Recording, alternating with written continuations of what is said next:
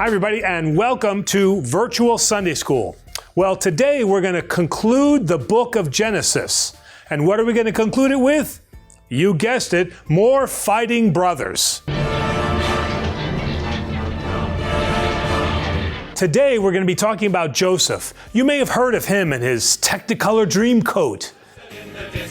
I look handsome, I look smart, I am Joseph was the son of Jacob. You remember Jacob? He was the one that wrestled with God. Now, Jacob had a lot of sons, but Joseph was his favorite.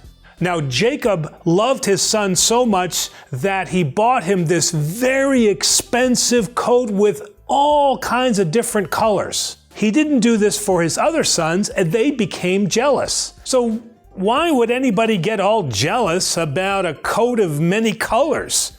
Well, I'm sure that the other brothers only had coats that really weren't that great, and when they see their brother now walking around showing off his great new coat, it'd be like a dad buying his kids Volkswagen Beetles, but to the favorite one, he buys them a Bugatti. Well, okay, how about something you know, a Lamborghini? On top of that, Joseph was a dreamer. So he's telling his brothers about these dreams he's having that one day he's going to be king over them. So you can see with those two things together, it made the brothers really mad. And so what did they do? They ended up selling Joseph into slavery.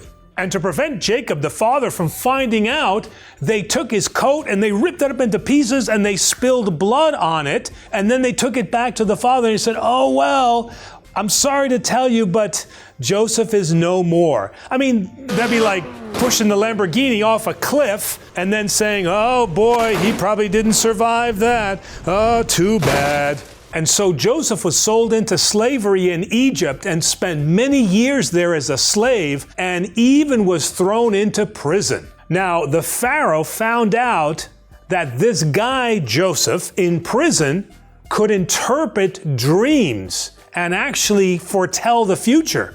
So he got Joseph out of jail, brought him before him, and he says, "Okay, smart guy, go ahead and predict something for me." So Joseph said, "Well, if you see somebody who looks like Charlton Heston, stay away from that person because he's going to turn your rivers into blood." But wait a minute, that's the wrong Pharaoh. Okay, so what really happened was that Joseph interpreted Pharaoh's dream and said to him, "You will have 7 years of great harvest." That means there'll be food for everybody, no problems, everything will be top of the line. But that'll be followed by 7 years of famine. Now, famine is no food, everybody goes hungry, and this famine spread across the known world. But it wasn't just about interpreting the dream. Joseph also offered the Pharaoh advice and said, "You better go ahead and store up the grain during these 7 years of great harvest." Now, the Pharaoh was so impressed by this sage advice that he made him his second in command. And so here's Joseph, who goes from being a lowly slave to now being in second in command of one of the largest kingdoms in the known world. And for 7 years, Joseph and his new family lived the high life. But then, of course, as Joseph predicted, the famine hit. And so because Egypt had prepared for the famine, they had a lot of food available. And people were coming from Egypt and even outside of Egypt to get some of this food. And among those people were the devious brothers who sold Joseph into slavery. Now, when they came into the city, they saw Joseph, but they didn't recognize him. But oh yes, Joseph recognized them for sure. So what did Joseph do? Did he take revenge on his brothers by saying, "Oh, what's their heads? Oh, they're going to lose their heads"? No. He wanted to see what kind of men his brothers had become, so he put them through a series of tests. Now, the most significant of these tests involved a silver goblet, which Joseph told his servants to hide in the satchel of the youngest brother. And so Joseph had all the brothers returned to him. And Joseph said, "The one who stole my cup, that person will be my slave for life." All the older brothers got a little bit anxious about that, and they didn't want to see their younger brother now end up as a slave. And they thought to themselves, this is probably now punishment for what we did to our brother Joseph. So what happened? The oldest brother said, no, take me in the place of my youngest brother.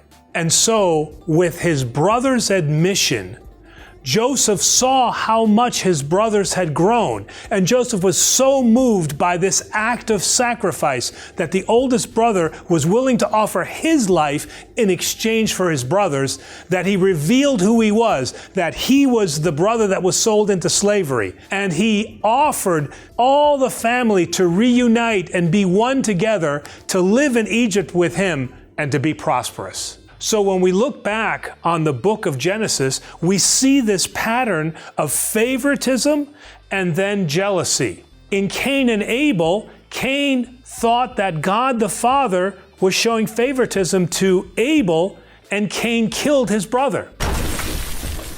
And then we have Isaac, who favors his son Esau with the birthright. And then Jacob gets jealous and he steals it. But eventually, the two brothers forgive and they come together.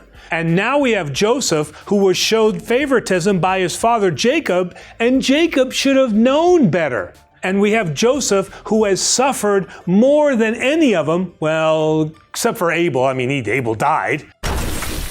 But in the end, what happened is that all of the family then reconciled with one another and each forgave. And so what we learn in Genesis is that there is family struggle. And in fact, remember, Jacob's new name Israel means struggle with God. And so what we see in the story of Joseph is not only the family struggle, but we see the ultimate act of forgiveness in the Old Testament. And this is going to be the same thing that Jesus is going to talk about in the New Testament, is the importance of forgiveness that leads to love for one another and love for God. And also remember, if your parents do end up buying you a Bugatti, make sure you share it with the rest of the family, and don't forget to call me because I'd really like to drive that.